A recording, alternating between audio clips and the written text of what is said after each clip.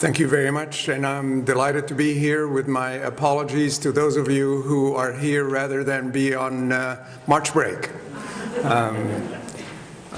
It's when I was invited, so I'm glad you're here. And what we're going to talk about is I want to talk to you both about individual citizens to protect your own brains as well as your interactions with patients and your ability to help them protect their own brains. So we're going to talk about the fact that there is two kinds of strokes, a new variety that we're getting to know better, which is called covert strokes.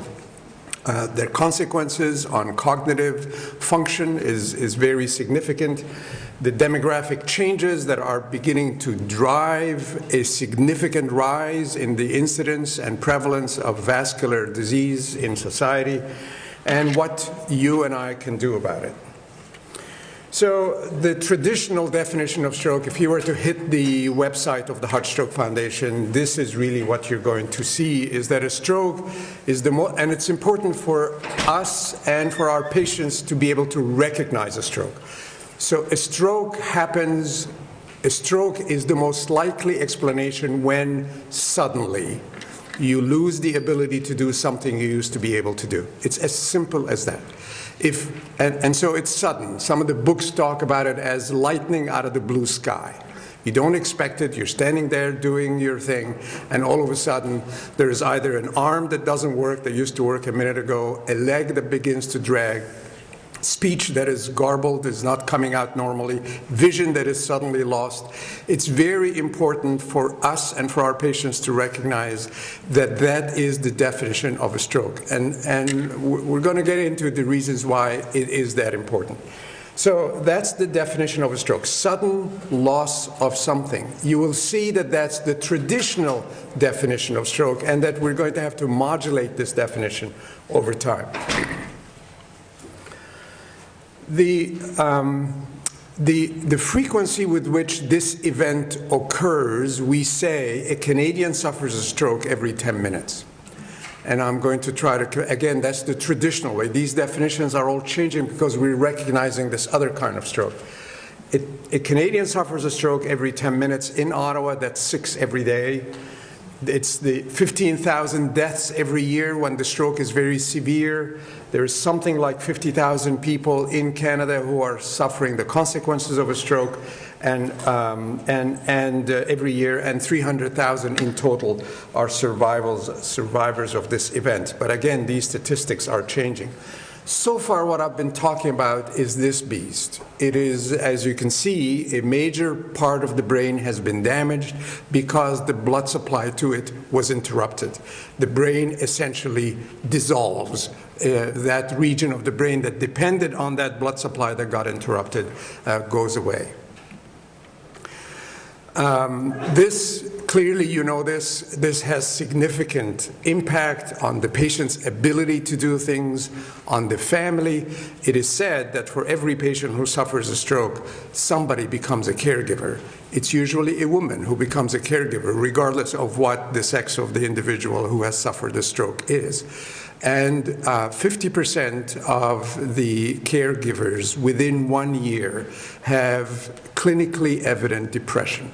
It is not easy, it is not simple to become a care provider to someone who has suffered a stroke.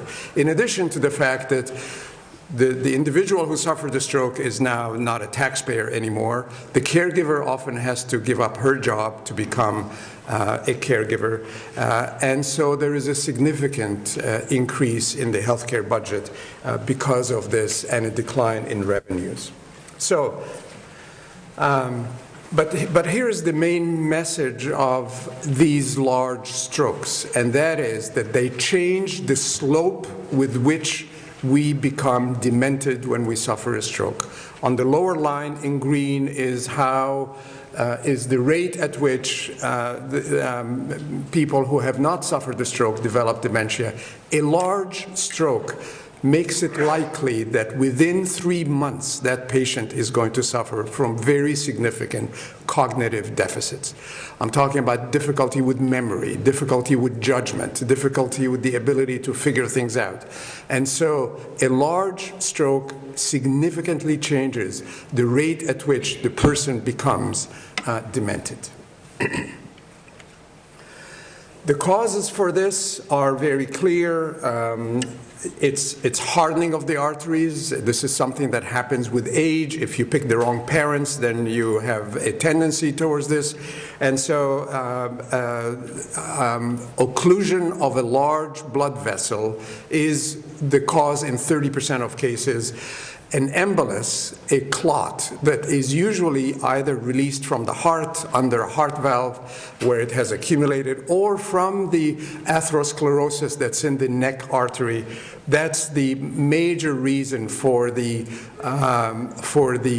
development of a sudden stroke with a large area of brain that has been damaged. There is another variety that we're going to talk about later, and that is this guy down here, the lacunar strokes, which are due to occlusion of the very small end arteries and arterioles that are up there. When a stroke happens because of atherosclerosis in this large artery, there are often collaterals that will make the stroke a little gentler that are more distal. But when a stroke happens because of occlusion in these small arterioles, that's the end artery, and there's often no collaterals that will come to help, so that the event itself becomes fairly well defined from the very beginning.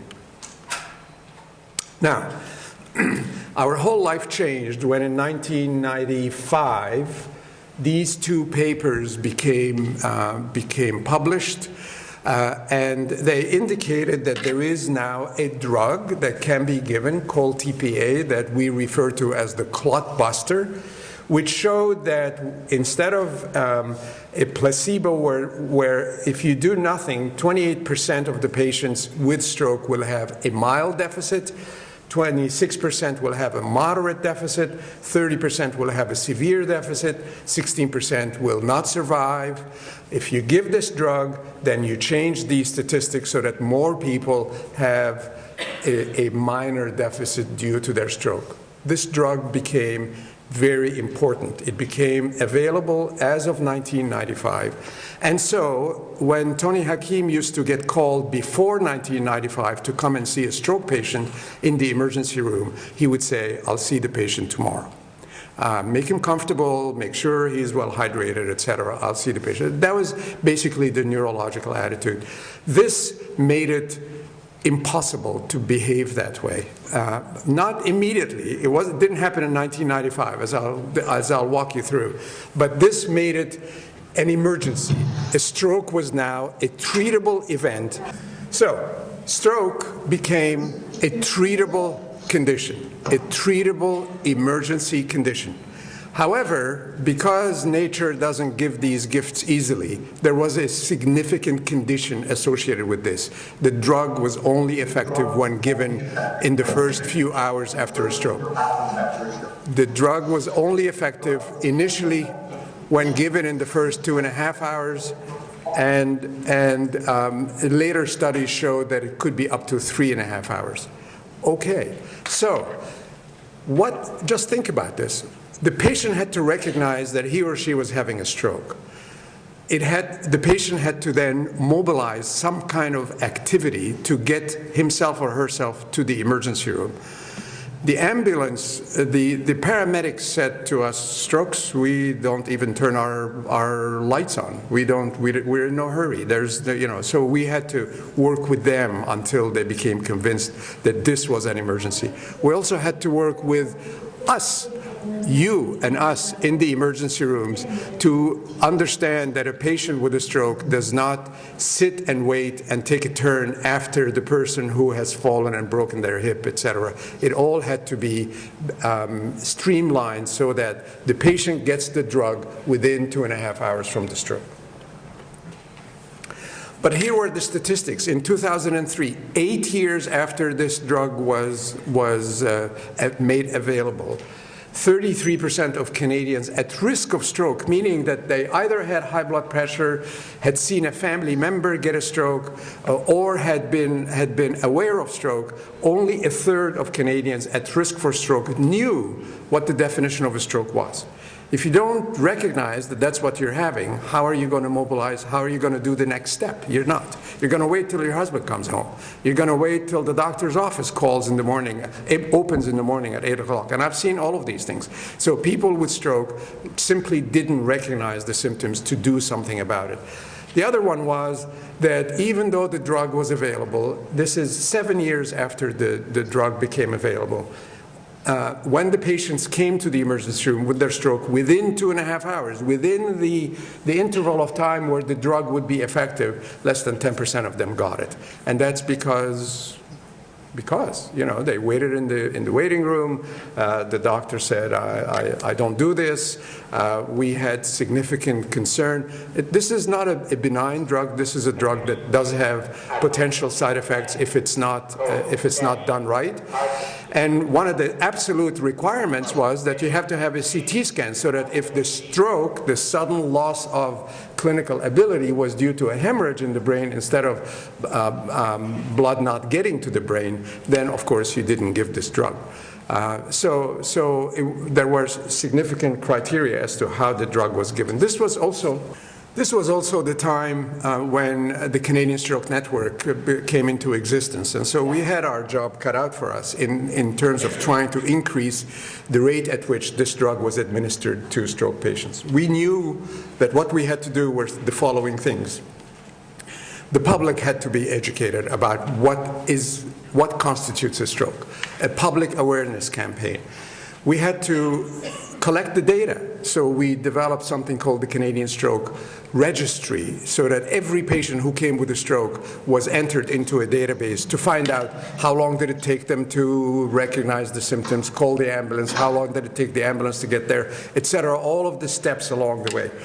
We had to also develop best practices for my colleagues, for people in the emergency room to say, thou shalt do the right thing when the patient arrives to the emergency room. A training program so that the next generation of clinicians and physiotherapists and emergency room physicians would be aware of all of this, and to do better research to answer some of the questions. So some of you may remember watching TV and seeing the ads for how to recognize a stroke. You remember that? I have nightmares with that song, but nonetheless, it was a very important campaign that increased the knowledge of people about what constitutes a stroke. We still had to develop an understanding that stroke was now a medical emergency, designate centers that would be prepared and trained to take patients. I have scars to show for the fact that I used to go around and say, if your hospital doesn't have a CT scan, you're out of the stroke business. And they used to say, what the hell are you talking about? We've been in the stroke business for 100 years. True, but if you're not prepared to deal with stroke in the modern way, then you really should be bypassed.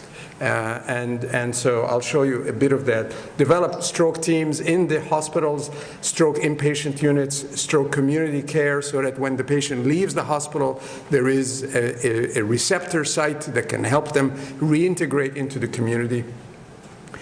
And so this was, in Ontario at least, you'll remember that all of this hit Ontario very hard when the Attorney General of Ontario, Mr. Scott, who was in such beautiful command of the English language that it used to be said that he could slay the opponent across the house with his tongue. That's how eloquent the man was, and he gets a stroke. And every politician in Ontario said, holy God, if that can happen to him. So immediately there was a fund made available to us to develop these techniques and these methodology. And so what we said was, if a hospital is here in green and does not have a CT scan, you know what? The paramedics need to just drive right by it. And they said, we can't do that. It's against the law. We are hired by the municipality, and the municipality says, thou shalt take the patient to the closest hospital. And so we had to work with the municipalities to try to change some of that. Nonetheless, and the final thing I'll show you in terms of just the history of all of this is that we set some pretty tough timelines for managing a patient with a stroke once the patient arrives. These are the best practice guidelines. So as a result, you should be very proud in Ontario that from 2002, where less than 10% of patients arriving to the emergency room within 2.5 hours got TPA, we're now above 40%. It's never going to be 100%. 40, 50% is about the right maximum. The reason is that some patients get a lot better on the way to the emergency room from their stroke. Those do not get TPA. Others turn out to have a hemorrhage. Those do not get TPA, etc. So there is a number of reasons why you don't give TPA. So we think we are as good as it gets. And I can tell you that I derive a lot of pride from this because I get invited all over to talk about how we accomplish this in Ontario. So it's something that we need to be very proud of. It ain't done. So we're still with the large strokes, but here is some of the statistics that tells you that there is still room for improvement, which is why we're at 40%, not at what I suspect is the maximum to be about 60% or 65%. And that is that 57% of Canadians are able to identify at least 2 warning signs of stroke. You know what?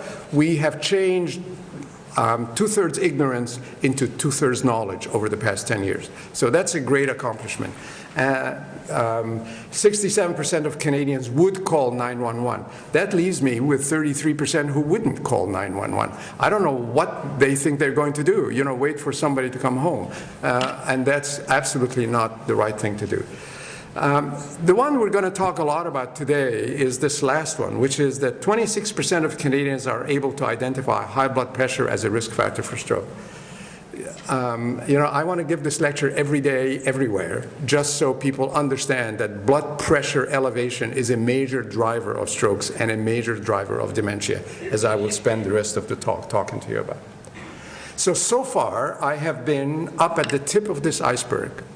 I've been talking about large strokes. I've been talking about large strokes that are treatable. What is underneath the water is this major new understanding of strokes. So the profile of stroke is changing.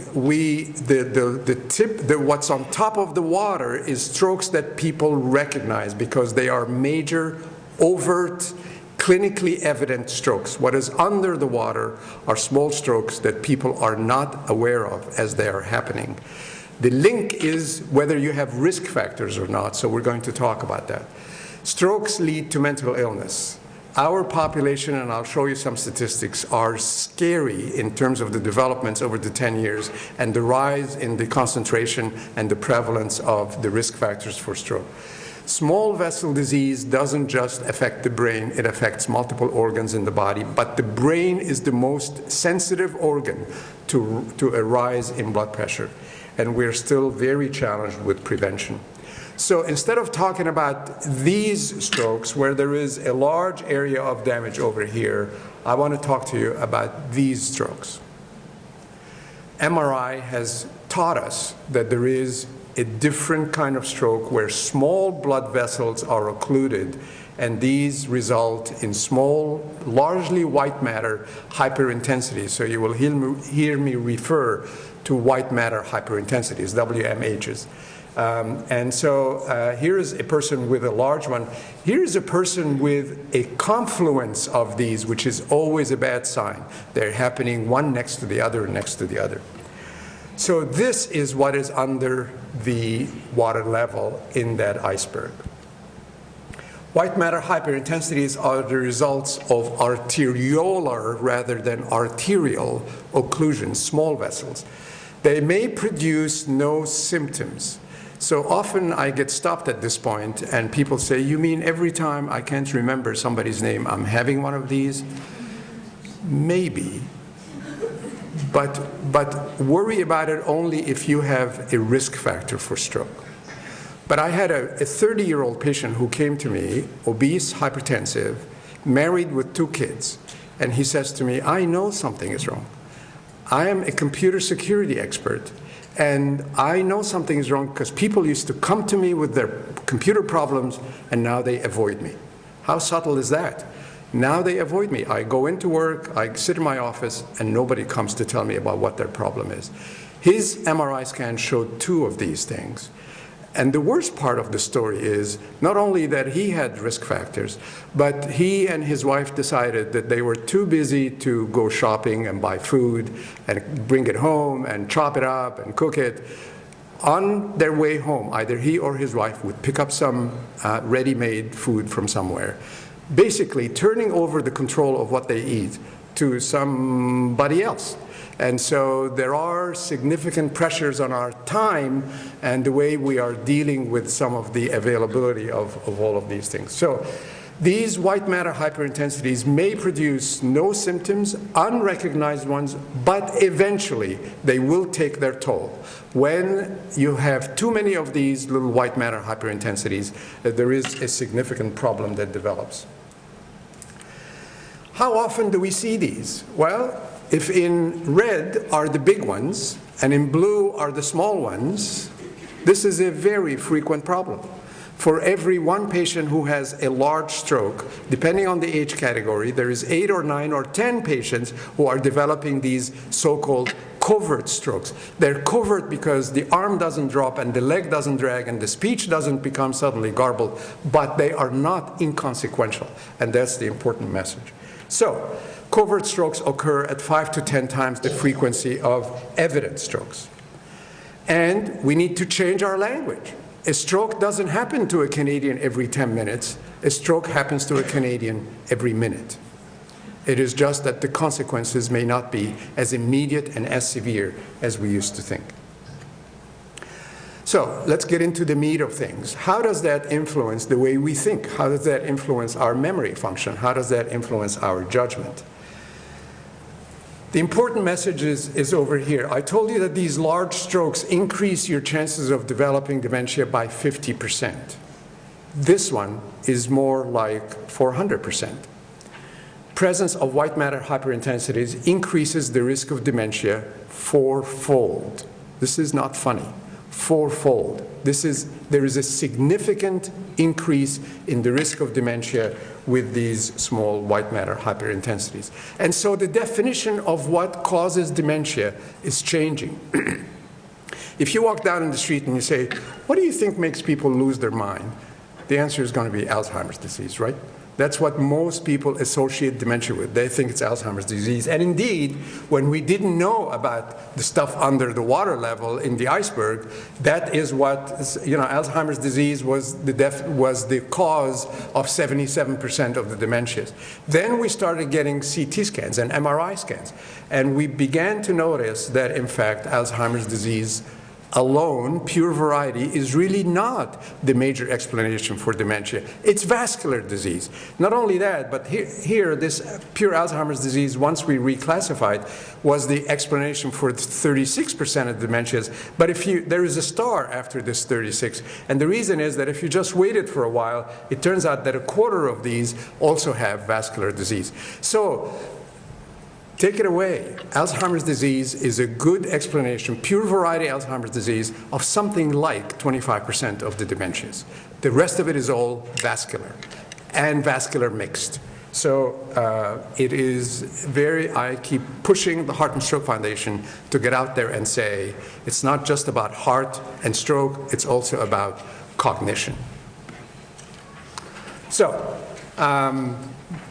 the other important thing is that people who have vascular risk factors for small vessel disease in the brain also have retinal trouble, so they develop decreased visual acuity because the retina, they develop age-related macular degeneration.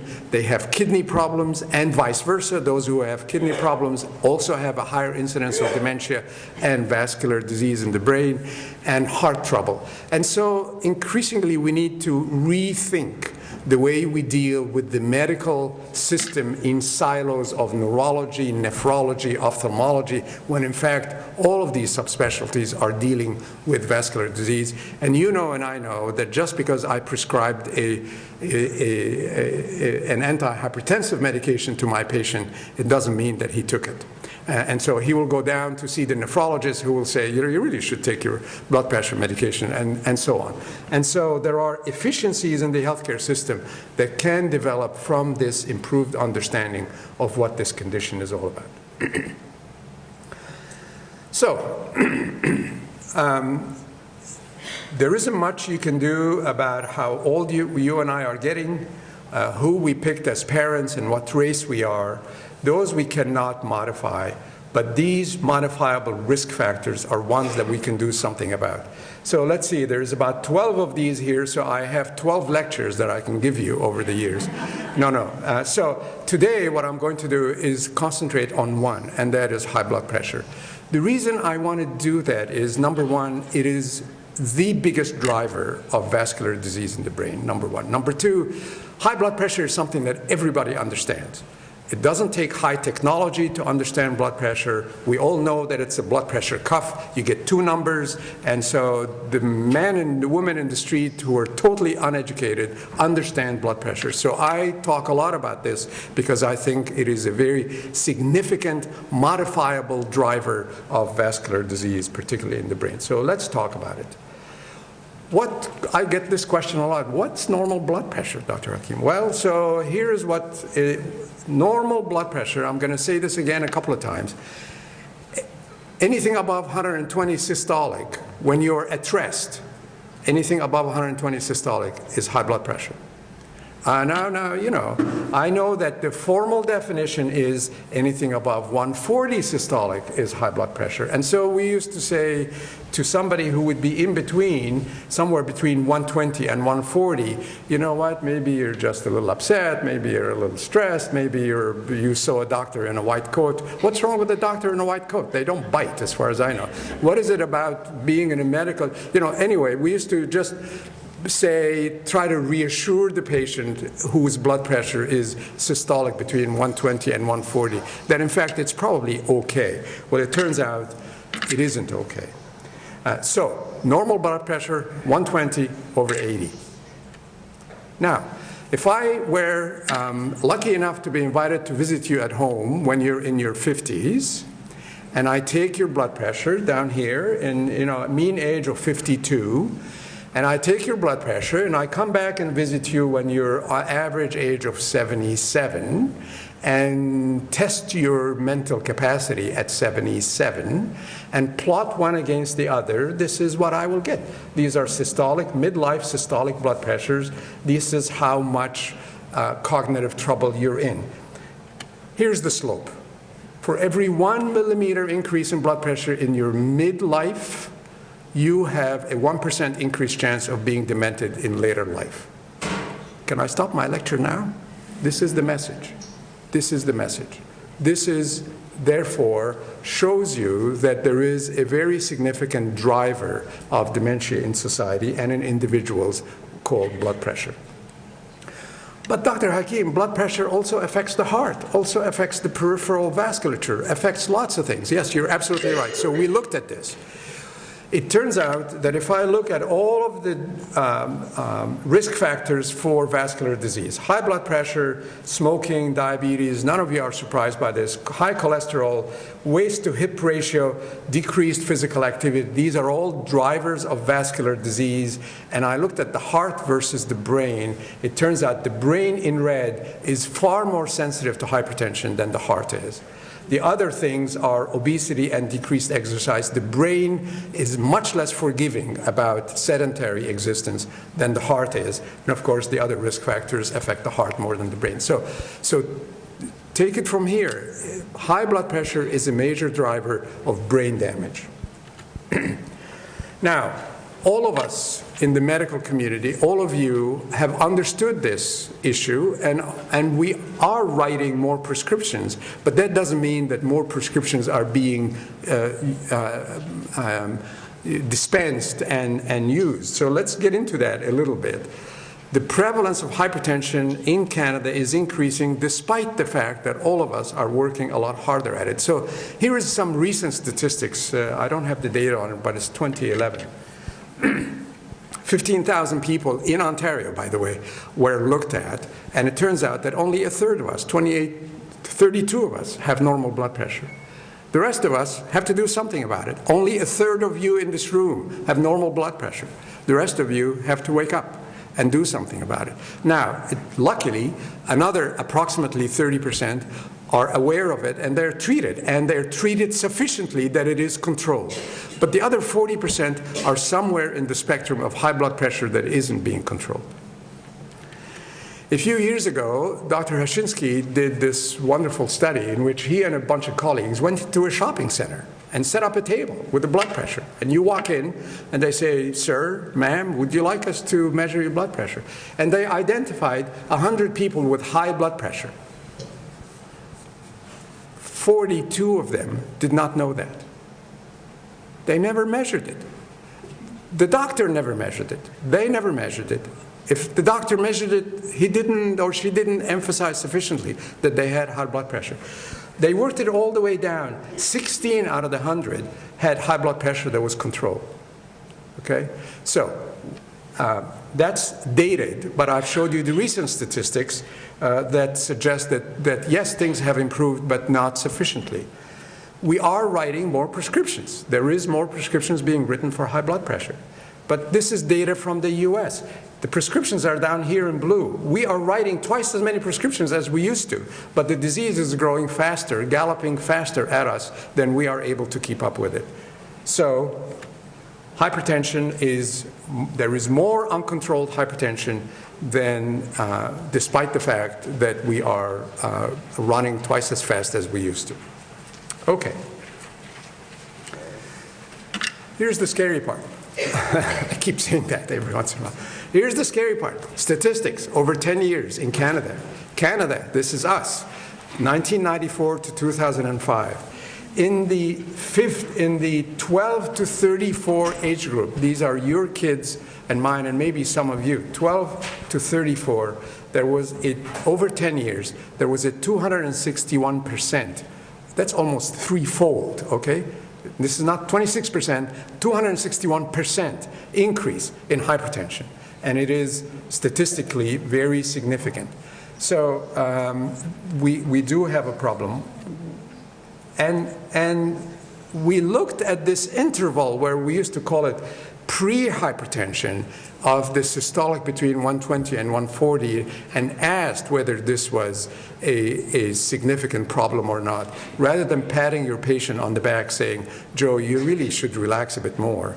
And so here is a paper that was written just reviewing all of the data on pre-hypertension. And it says very clearly, pre-hypertension is associated with a higher risk of incident stroke, particularly if it is in the 130 to 140 systolic category. But again, my Bible says 120 and above, you have to do something about it. Okay, so we talked about the consequences, the outcomes. We talked about a lot of these things. Here is high blood pressure. There is increased prevalence. There is poor compliance. And these are all the drivers. You know, the top driver is age and your ethnic background has a lot to say about it. Who you picked for parents has a lot to say about it. But there's also a lot of stuff that you can do and society can do, and I'm going to just go into some of them. How much salt we eat. The amount of salt that Canadians consume is excessive, and I'll show you that.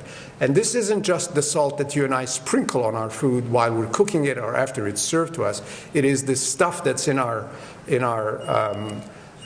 soup cans that we buy. It's the stuff that in the bean cans that we buy. It's the stuff that everywhere. Poor nutrition, stress, obesity, poverty, all of these things. We can talk about taxation if you want.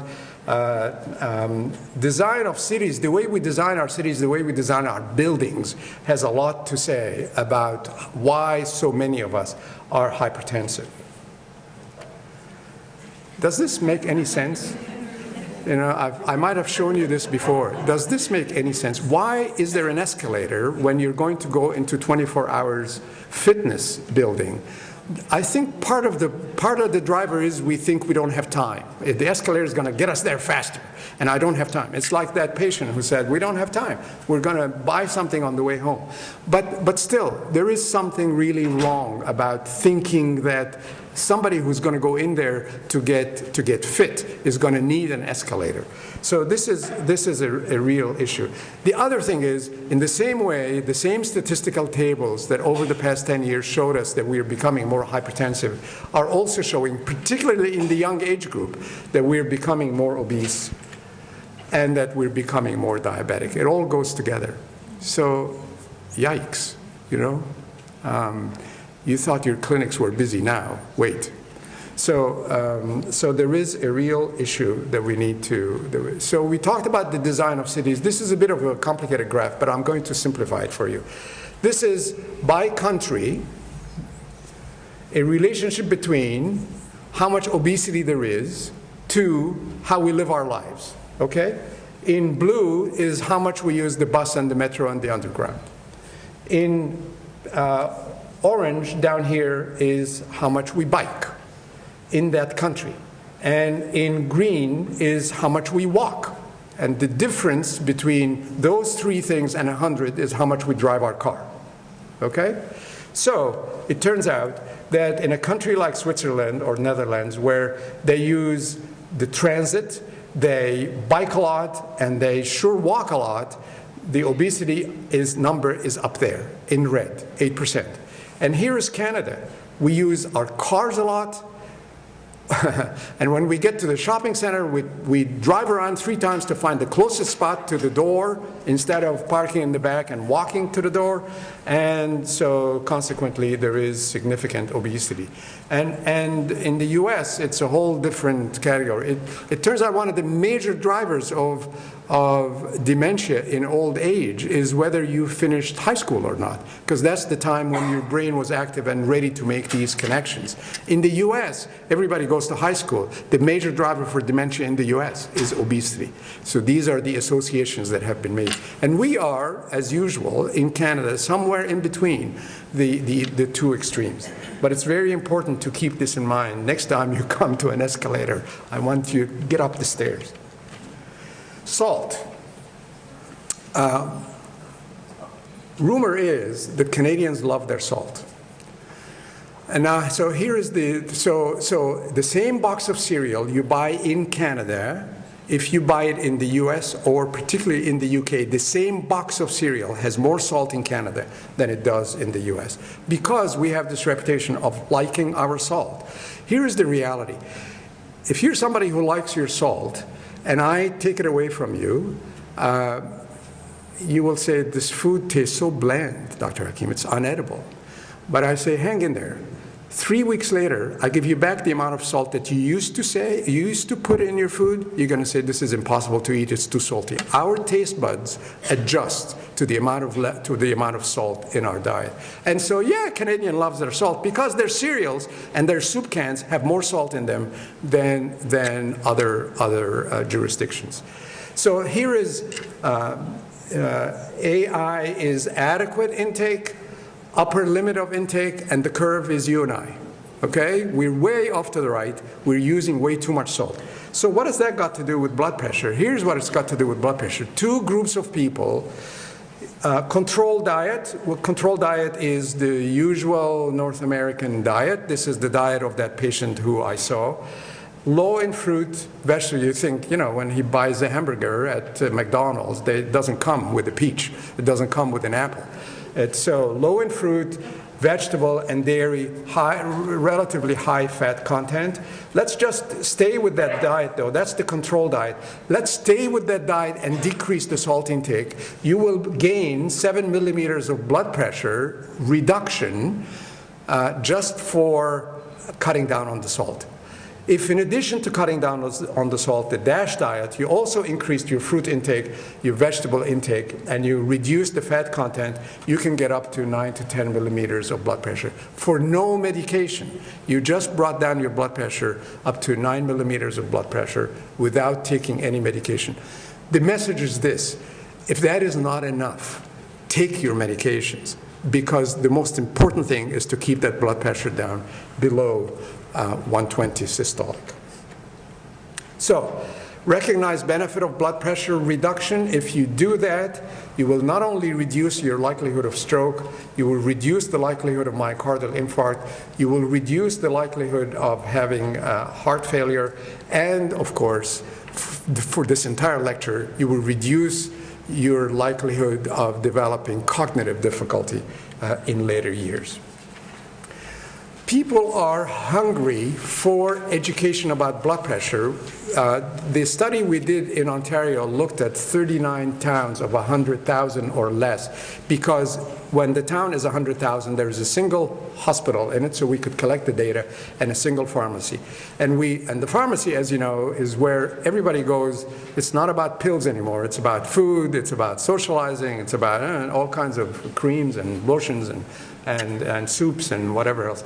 So we educated a bunch of retired people who were cheap. They just wanted to volunteer, educated them about blood pressure.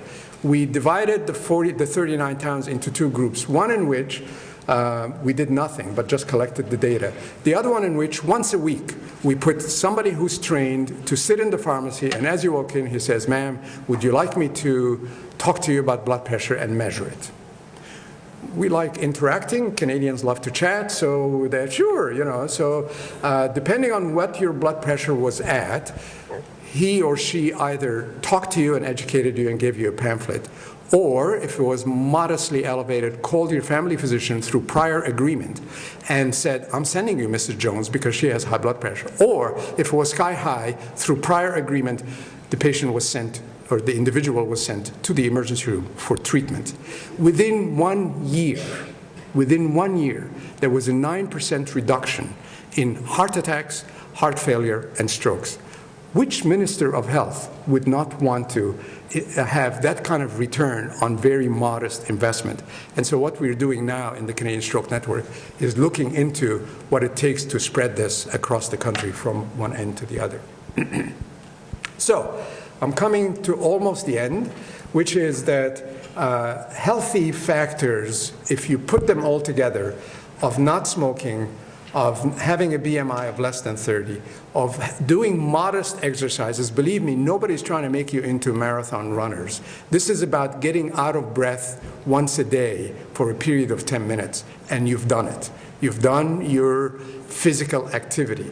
Healthy diet. If you do all of these things, here are the consequences or the benefits that are shown below. Much less chronic disease, diabetes, etc. And notice that the cognitive impairment is not even part of these statistics, because it's a new concept that, in fact, these conditions go hand in hand with cognitive impairment. The last thing I'm going to touch on is the fact that as human beings, our blood pressure, our damage to our brain is intimately associated with how we feel. And so this sort of hit me home when a paper was published back in 2007 in which they simply took MRI scans of people with these white matter hyperintensities and worked back on what it was that they suffered from. And so you will not be surprised after this lecture, that people with hypertension had, 43% of them had these white matter hyperintensities in their MRI scans. The one that stood out for me, and I couldn't understand it for the longest time, was that people who were depressed, 46% of them had these white matter hyperintensities. They didn't have any other risk factors. So why is depression as big a driver of white matter hyperintensities as hypertension? It's because, as I dug through all of the literature on this, Depression has very significant impact on how fast our heart is beating, how much blood is getting to our brain, how much the immune system is responding. When we are depressed, the body thinks we're invaded by some kind of bacteria, and it puts out this massive amounts of immune responses that go on and begin to occlude the arterioles at the ends of the vascular trees. And it has some very significant structural impact on the brain as well. So it's very important to be aware. You know, I always like to say, when you read the obituaries, it's not the guy who just kicked the can.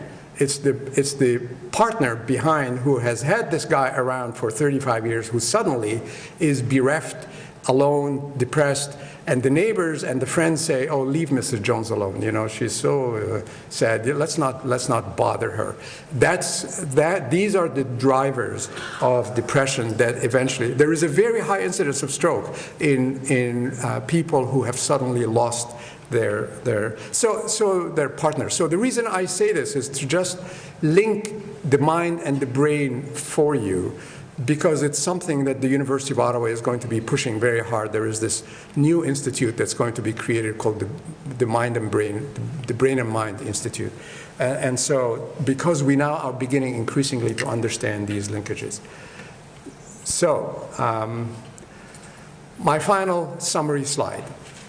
You now owe it to yourselves to measure your own blood pressure when you're relaxed at home, resting. Buy your own machine. I don't have any stock in the company. Buy your own machine and take your blood pressure and keep a record of it. So when you go to your annual checkup, there are 52 numbers in there. Okay, on March break you can forget one, but it's very important to keep that, and also to pass that information over to your family members. It's very important. Manage the salt. If you're the cook,